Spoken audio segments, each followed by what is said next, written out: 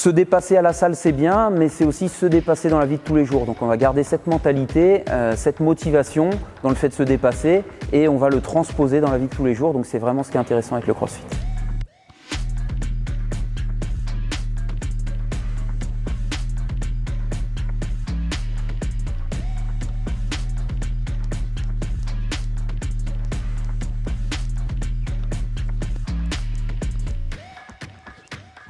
Allez, en 10 secondes, ça tombe bien, c'est la récup que j'ai. C'est un mélange d'haltérophilie, de gym et de cardio. C'est un mélange de tout ça, une course contre la montre, de la haute intensité, du mouvement varié. Voilà, j'y retourne.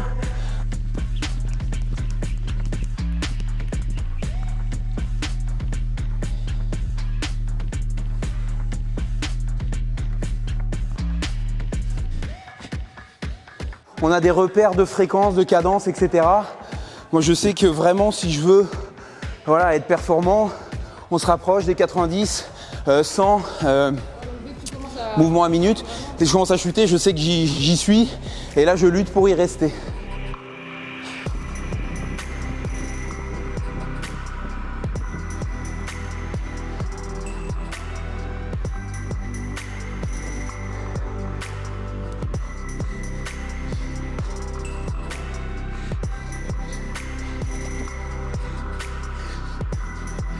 Le CrossFit a été créé également pour les gens, pour leur donner de l'autonomie dans leur vie de tous les jours. C'est-à-dire, on pense à la personne qui va faire ses courses, qui habite au 3 ou 4e étage sans ascenseur et qui va devoir porter ses courses tout simplement, qui ne veut pas arriver en haut des escaliers complètement flingué, à respirer fort, à transpirer de partout.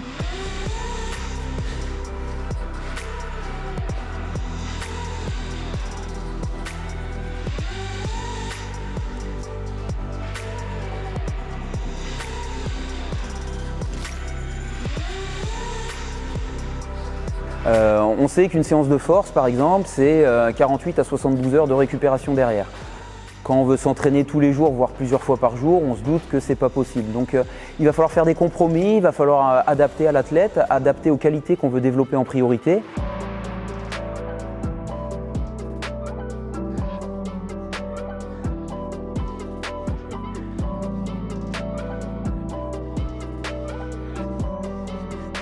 Là, je reviens de Miami, il y avait une grosse compétition, qui est peut-être la deuxième plus grosse compétition mondiale après les championnats du monde. J'y allais pas dans un esprit de conquête, un état d'esprit de victoire ou de vouloir faire plus que ce qu'il était nécessaire, juste faire le point, peut-être me prendre une claque aussi, des fois ça fait du bien de se dire ok, j'étais pas au niveau, je me remets en question et je me remets au travail, et retrouver des sensations.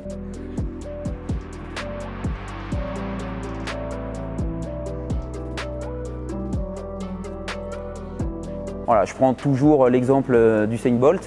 Il court en 9,58 une fois dans l'année, une fois même dans sa vie. Il était programmé pour ce jour-là être vraiment à 100%. Tout ce qu'on aura travaillé sur le physique, on va chercher à l'optimiser.